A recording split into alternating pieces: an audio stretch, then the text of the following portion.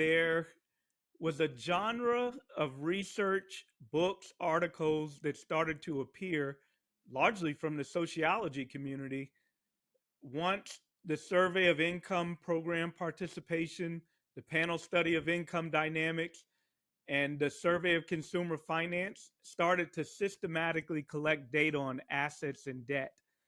There's irony that the economics community that one might expect finance to be uh, more topic of conversation was a little bit Johnny come lately.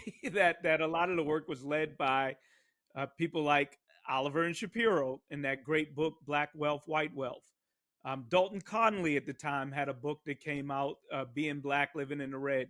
And those were two examples, but there were plenty others.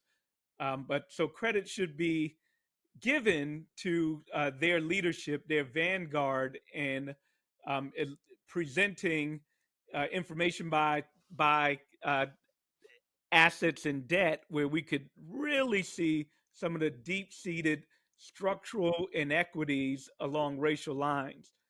Not only was the gap tremendously larger in the context of wealth, but there were understandings and narratives of the role of history and inheritance.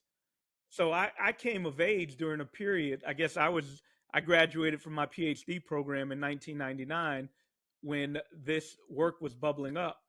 And then, more in the spirit of the question you asked, some of it was I guess serendipity as to how I got involved, but a more deep seated motivation or intrinsic draw to it. I shouldn't have used the word intrinsic, but a draw to it had to do with lived experience.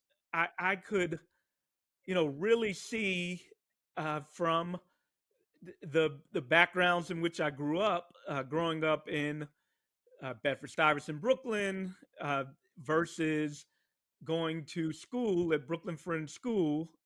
I could see the differences between those two communities, and if I couldn't articulate it at the time, I understood that there was a resource difference between the groups. And then once I went to college and graduate school and developed the access to understandings, it was vivid to me, going back to that memory of how people ended up on different paths. How wealth was such a prime mechanism, not only in determining and measuring inequality, but here's the, and I know this is a long-winded answer. I apologize. I'm going to stop once I put a button on it. All right. You're like, this is the academic podcast. You can give the,